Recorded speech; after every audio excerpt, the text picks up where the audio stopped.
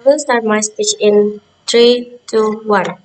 Ladies and gentlemen, in today's global landscape, many countries are burdened with massive debts and are relying more on debts to stabilize their economies. In response, government often offer tax cuts or incentives to corporations in an effort to attract investment and keep business operating within their borders. However, this approach is flawed, especially when applied to companies that rely heavily on automation as their primary workforce. Our proposal in to impose higher tax on manufacturing corporations that use robots and machines to perform most of their labor. The goal is to create a fairer system, ensuring justice between companies that provide jobs for human works and those that replace them with machines. The things that need to be proven here is first, why is it urgent to do so and why is it justifiable? And secondly, why is it more beneficial? Now let's go to my first argument. Why is the urgent to be done and why is justifiable? Ladies and gentlemen, let's focus on the context of Indonesia. As we all know, Indonesia is currently facing a high unemployment rate. To tackle this, the government has been encouraging corporations to invest and establish operations here with the aim of creating more job opportunities and boosting the country GDP. However, in 2025, Indonesia suffered a financial loss of hundreds of billions of rupiah. This makes it critical for us to focus on economic recovery and avoid the risk of falling into another monetary crisis.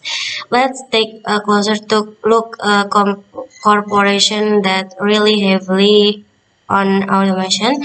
Their companies use robots, software, and machinery to handle most of their operations, significantly reducing the need for human labor. As a result, they spend far less on salaries and employee benefits, only needing to allocate funds for machine maintenance and technical staff. In contrast, companies that rely on human labor must regularly pay salaries, profit, health and safety insurance, and cover various allowance for their works. This difference also impacts government tax revenue.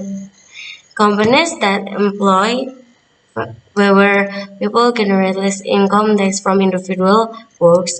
So, if this highly automated corporation are still receiving tax cuts or incentive, it's clear that the benefit to the government is minimal and the system becomes unfair.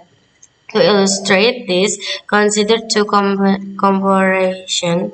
Company A, which uses automation for most if its production employs 100 skilled workers with a monthly salary of 10 million rupiah that amount to 1 billion rupiah in total salaries and result in only 50 million rupiah in tax at a 5% rate.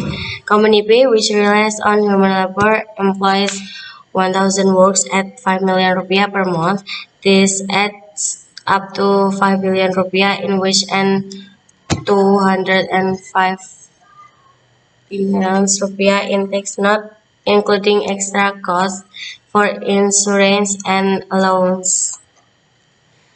This so stark contrast. Company B contributes 5 times more in tax and supports far more people with stable jobs. Yet under the current system, both companies may receive the same tax benefits.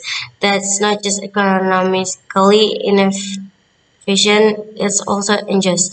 Our proposal is to impose heavier tax on companies that rely primarily on automation. This would create a more just, equitable system, rewarding corporations that invest in human labor and contribute more to society. It would also encourage job creation, helping reduce unemployment and improve the overall quality of life for Indonesian citizens. Given the country's current economic challenge, rising unemployment and significant financial loss, this policy is not just fair, it is urgent. By targeting tax reform in this way, the government can both revenue while also ensuring a more sustainable and people-focused economic recovery. Secondly, why is more beneficial? Panels, this is more beneficial because first, this policy protects human works from the direct impact of automation. Large-scale automation displaces thousands, even millions of works quickly. Without controls, companies will continue to replace human will with machines for efficiency without considering the well-being of workers. High tech serve as a tool to control the pace of automation, ensuring it is gradual and does not unnecessarily sacrifice works.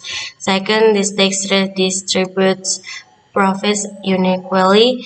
Companies that automate zinc production costs double profits but no longer contribute to society in the form of job hikes. The government can redirect some of those profits to retraining programs, social security, and new job creation.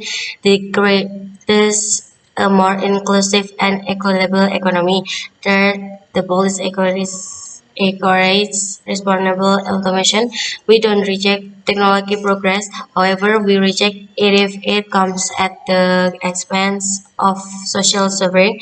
The text encourages companies to think more carefully and innovate works in the digital transition rather than completely mechanizing them. Finally, the policy maintains to long-term economic stability. If too many workers lose their jobs, people's purchasing power declines, and the economy serves.